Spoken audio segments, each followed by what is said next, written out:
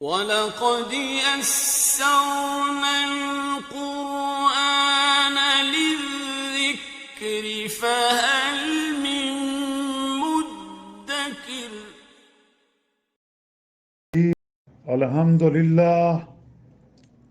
الحمدللہ وقفا وسلام علی عباد الذین اصطفى اما بعد فاعوذ باللہ من الشیطان الرجیم بسم اللہ الرحمن الرحیم ان الذین جاؤوا بالافک عصبۃ منکم لا تحسبوا شر لكم بل هو خير لكم لكل امرئ منهم ما اكتسب من الإثم والذي تولى كبره منهم له عذاب عظيم.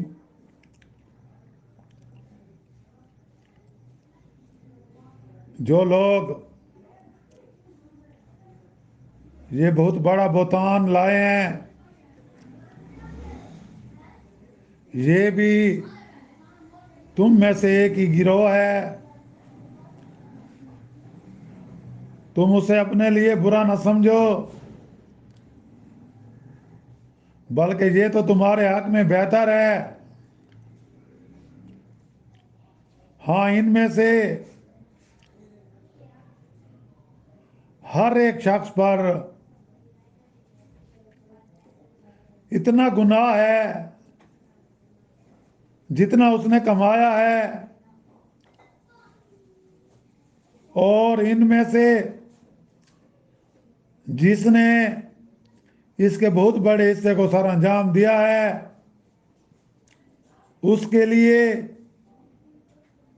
عذاب بھی بہت ہی بڑا ہے. سبحان ربک رب العزت عما یصفون وسلام علی المرسلین والحمد للہ رب العالمین. اللہم صلی علی سیدنا محمد وعلی آلہ وصحابہ وسلم. 18واں سورۃ النور کی یہ 11ویں آیات ہے، اور پچھلے 3 دنوں سے ہمارا اسی آیات پر درس ہو رہا ہے. سورۃ نور کی اس آیات نمبر 11 سے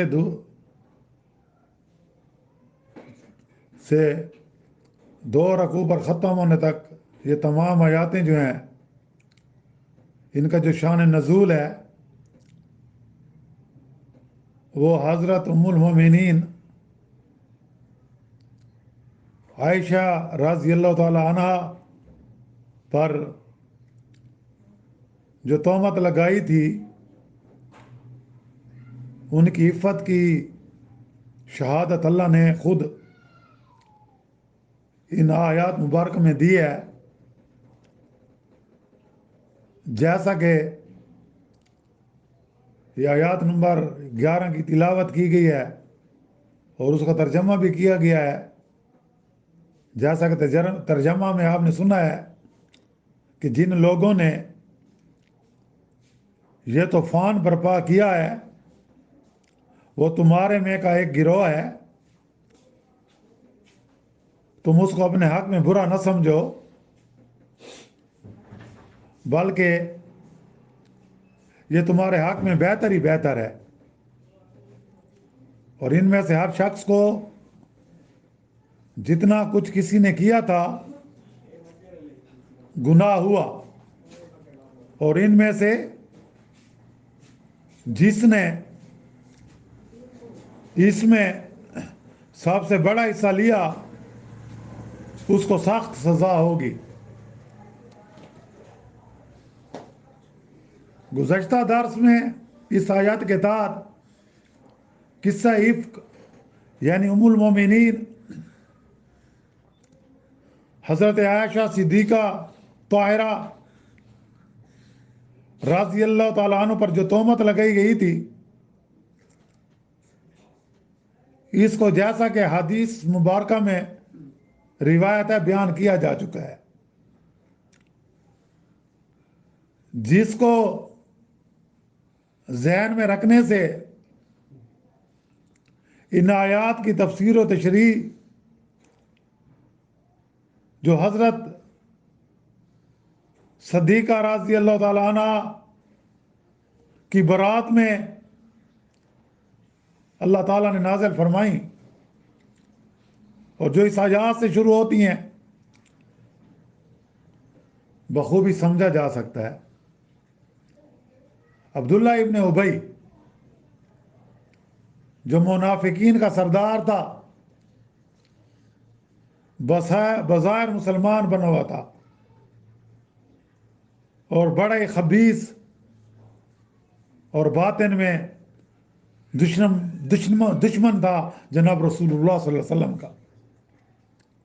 اس بدبخت نے دل سے اسلام قبول نہیں کیا تھا، اور جب بھی اس کو موقع ملتا یہ مسلمانوں کو نشانہ بناتا،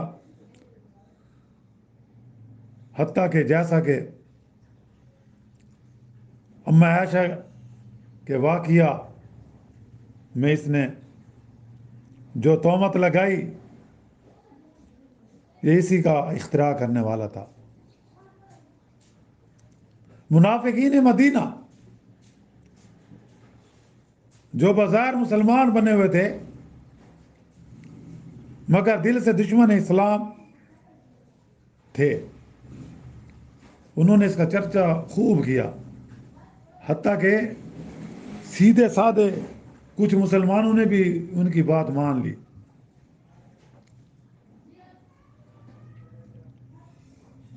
اور وہ بھی اپنے بھولے پان کی وجہ سے ان کے ساتھ شریک ہو گئے۔ ان میں 2 مرد اور 1 عورت کا ذکر آتا ہے روایات میں، یعنی حضرت حسان بن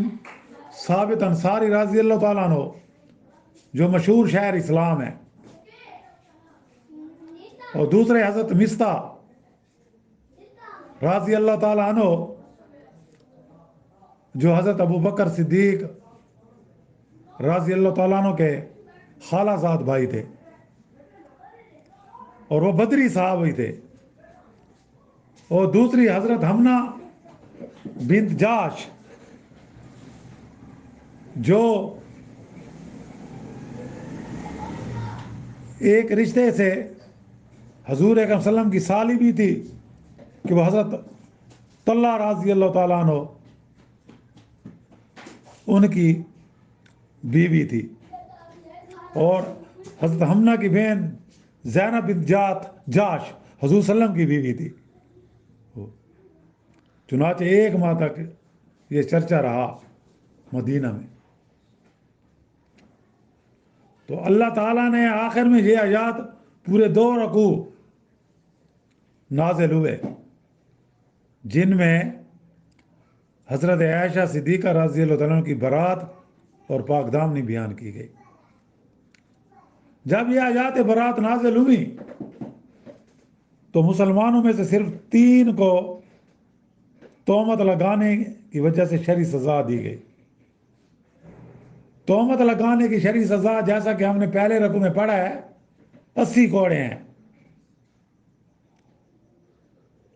ان کو 80 کوڑے مارے گئے۔ لیکن منافقین کے بارے میں آتا ہے کہ وہ بچ گئے، انہیں سزا نہ ملی۔ اور عبداللہ ابن ابی کے بارے میں مختلف روایات ہیں کہ آیا اسے سزا ملی تھی یا نہیں ملی تھی۔ بعض کے نزدیک ہے کہ اسے ملی تھی، اور بعض کے نزدیک ہے ان کو نہیں ملی تھی۔ بہرحال اس آیات میں اس جملہ کے تحت تحسبوا شرا لکم بل ہوا خیر لکم، کہ تم اس طوفان کو اپنے حق میں برا نہ سمجھو، یعنی کہ حضور صلی اللہ علیہ وسلم کو، حضور صلی اللہ علیہ وسلم کے گھر والوں کو، اما عائشہ کو اور تمام صحابہ کرام کو یہ تسلی دی گئی کہ ان منافقین نے حضور صلی اللہ علیہ وسلم کے گھر والوں پر جو تہمت لگائی ہے، جو واویلا کیا ہے، جو چرچا کیا ہے، تم اس کی پرواہ مت کرو، تمہارے ساتھ اللہ کی مدد ہے، تم اس کو اپنے حق میں برا نہ سمجھو، بلکہ یہ تمہارے حق میں بہتر ہی بہتر ہے۔ بہتر اس لیے ہے کہ منافقین ظاہر ہو گئے، ان کی منافقت ظاہر ہو گئی، اور مخلص مسلمان بھی ظاہر ہو گئے، اور بھولے بھالے بھولے سادے قسم کے مسلمان بھی ظاہر ہو گئے۔ اور یہی وجہ ہے کہ اس آیات میں یہی کہا گیا کہ یہ تمہارے حق میں بہتر ہی بہتر ہے۔ مفسرین نے اس واقعے میں بہت سی حکمتیں بیان کی ہیں، یعنی کہ یہ واقعہ گو آغاز کے اعتبار سے نبی کریم صلی اللہ علیہ وسلم کے لیے سخت ایذا کا باعث ہوا، اہل بیت کو سخت پریشانی ہوئی، ام المومنین بالخصوص حضرت عائشہ صدیقہ رضی اللہ تعالیٰ عنہ اور ان کے گھرانے یعنی والدین کو بہت غم ملا، لیکن یہ ان کے گھرانے کے لیے جو انجام آیا وہ سراسر خیر ثابت ہوا، اللہ تعالیٰ نے خود گواہی دی۔ دیکھیں اما عائشہ کی حرمت میں اما عائشہ کی عصمت پر پاک دامن کی گواہی دینے والا اللہ خود ہے۔ دیکھیں ہم نے قرآن مجید میں پڑھا تھا جب حضرت یوسف علیہ السلام پر تہمت لگائی گئی تو اس کی گواہی ایک بچے نے دی، جب حضرت مریم علیہ السلام پر تہمت لگائی گئی تو ان کے بیٹے شیرخوار بیٹے جو گود میں تھے انہوں نے گواہی دی، لیکن جب ہماری اما عائشہ پر منافقین نے تہمت لگائی تو میرے اللہ نے خود گواہی دی قرآن مجید میں۔ اور جب تک قیامت نہیں آتی قرآن مجید کی تلاوت ہوتی رہے گی، ساتھ ساتھ اما عائشہ کی پاک دامنی کا ذکر بھی ہوتا رہے گا۔ یہ کتنی بڑی شان ہے۔ منافقین نے جو شوشہ چھوڑا تھا، جو شرارت کی تھی، جب اللہ نے ام المومنین عائشہ کے حق میں قرآن پاک میں ان کی گواہی کے لیے، ان کی عصمت کی پاک دامنی کے لیے یہ آیات نازل کی تو منافقین کو شرمساری ہو گئی، دنیا والوں کو پتہ چل گیا۔ اور دوسرا اس واقعے میں خیر کا پہلو یہ تھا کہ اس میں مسلمانوں کو کچھ ہدایات مل گئی کہ اگر کسی بے گناہ پر، کسی معصوم سیرت عورت پر کوئی جھوٹی تہمت لگائی جاتی ہے تو آپ کا رد عمل کیسا ہونا چاہیے، آپ کا طریقہ کار کیسا ہونا چاہیے، اور صبر کے ساتھ آپ نے برداشت کرنا ہے، جیسا کہ حضور اکرم صلی اللہ علیہ وسلم جیسی ہستی، ام المومنین جیسی ہستی نے صبر کے ساتھ برداشت کیا، اور ساتھ یہ بھی مسلمانوں کے لیے ایک حکم آ گیا کہ کوئی کسی پر جھوٹی تہمت نہ لگائے، اگر جھوٹی تہمت لگائے گا تو اس کو شرعی سزا ملے گی 80 کوڑے۔ اس واقعے میں ایک خیر کا پہلو یہ بھی تھا کہ تمام مسلمانوں کی قیامت تک کے لیے یہ بات اچھی طرح معلوم ہو جائے کہ نبی کریم صلی اللہ علیہ وسلم بوجود اشرف الانبیاء، افضل المرسلین، خاتم النبیین، خاتم الرسول ہونے کے غیب کی خبریں نہیں جانتے ہیں. آپ کو غیب کا علم نہیں ہے. آپ صرف وہ باتیں بتاتے ہیں جو اللہ آپ پر وحی کرتے ہیں. اگر آپ غیب کی خبریں جانتے، اگر آپ غیب کا علم جانتے تو آپ صلی اللہ علیہ وسلم کو، آپ کے گھرانے کو، ام المومنین حضرت عائشہ کو، حضرت ابوبکر صدیق اور ان کے گھر والوں کو 1 مہینہ غم کی حالت میں، پریشانی کی حالت میں نہ گزارنا پڑتا. اب ان لوگوں کے لیے کہ سبق ہے جو اولیاء کو حاضر و ناظر اور غیب کا علم ماننے والے جانتے ہیں کہ اس میں جب نبی کریم صلی اللہ علیہ وسلم پر، ان کی گھر والی پر ایسی جھوٹی تہمت لگائی گئی اور انہوں نے اتنا عرصہ یعنی 1 مہینے سے زائد پریشانی میں گزارا تو انہیں اپنا پتہ نہ چلا کہ یہ تہمت ہے. وہ وہی کا انتظار کرتے رہے اور وہی 1 ماہ بعد آئی اور اللہ نے پھر ان کی پاک دامنی کی خود گواہی دی. تو ہمارے لیے بھی یہ ہے کہ ہم حال میں عالم الغیب صرف کس کو سمجھیں؟ اللہ تعالیٰ کو. پیغمبر غیب کی وہ باتیں بتاتے ہیں جو اللہ ان پر وحی کرتے ہیں. جیسے کہ سورۃ النجم ہے، وَمَا يَنطِقُ عَنِ الْهَوَىٰ إِنْ هُوَ إِلَّا وَحْيٌ يُوحَىٰ، کہ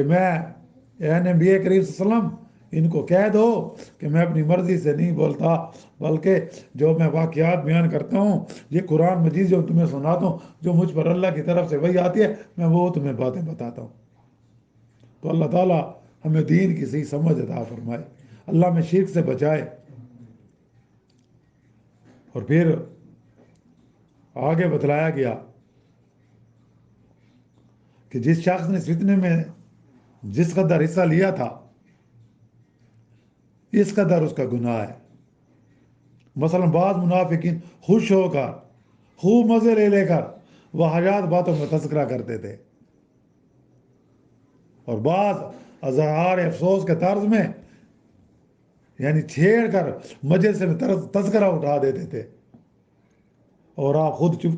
کے سننا کرتے. بات سن کر تردد میں پڑ جاتے، بات خاموش تھے، بات سے سن کر صاف جھٹلاتے، بات سن کر صاف جھٹلاتے تھے، اور کچھ سیدھے سادے مسلمان ان کے فریب میں آ جاتے.